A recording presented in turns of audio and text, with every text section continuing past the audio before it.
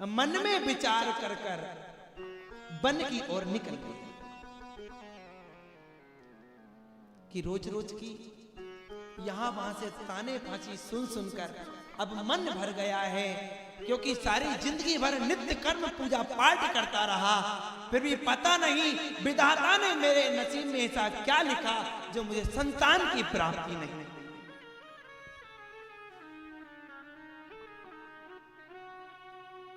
आज मन में ये विचारधारा लेकर वह आत्मदेव वन की ओर तो चल दिया, क्योंकि विचारधारा ही संसार की कुछ ऐसी हो गई है। पर ये विचारधारा निकाल दो, कहीं ऐसा ना हो कि अपने कारण किसी को अपनी आत्मा परमात्मा के ऊपर निर्भर करना पड़े।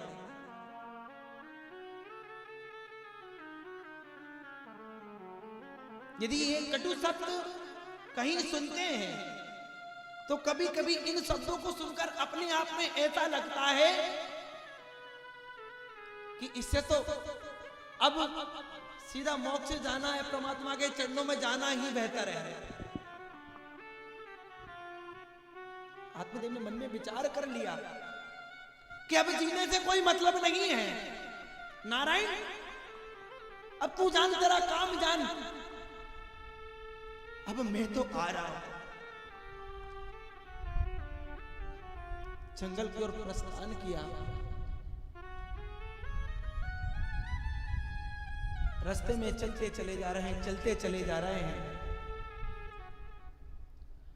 आगे चलकर किन्हीं महापुरुष महात्माओं से मुलाकात हुई। संतों ने कहा, अरे विप्र देवता, इतने क्रोधित होकर कहां जा रहे हो? आत्मदेव ने कहा, भगवान मेरा रास्ता छोड़ दीजिए, मुझे अब नहीं जीना, इस संसार की प्रवृत्ति में अब नहीं रहना है। उन्होंने कहा, ऐसा क्यों? यही मत पूछिए भगवान, जिसने सारी जिंदगी भर नित्य प्रति पूजा पाठ किया, भगवान की भक्ति की हो, फिर भी भगवान ने उसे एक फल नहीं दिया, तो अब मेरे जीने का कोई मतलब नहीं।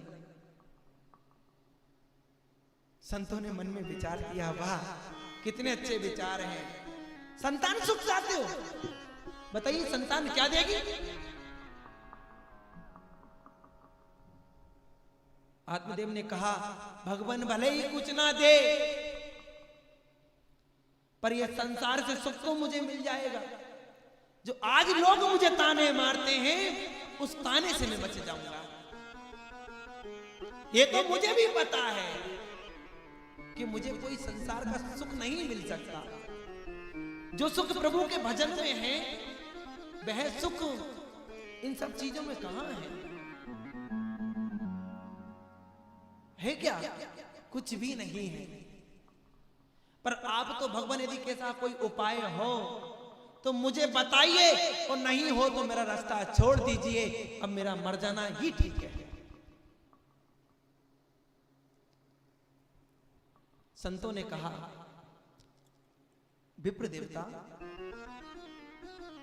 आप इतने निराश क्यों होते हो? चिंता ना करें,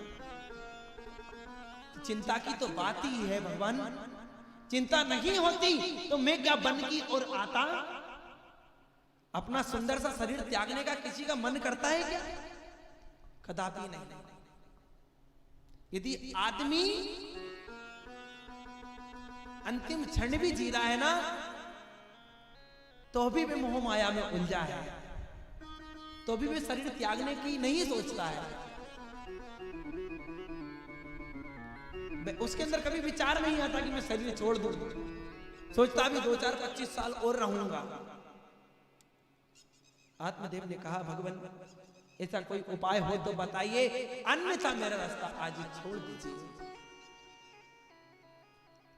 संतों ने एक छोटा सा फल निकाल कर उस आत्मदेव को दे दिया और कहा, जाकर ये फल अपनी अर्धांगिनी को खिला देना, जिससे उसको गर्व रह जाएगा और तुम्हें संतान सुख की प्राप्ति हो जाएगी।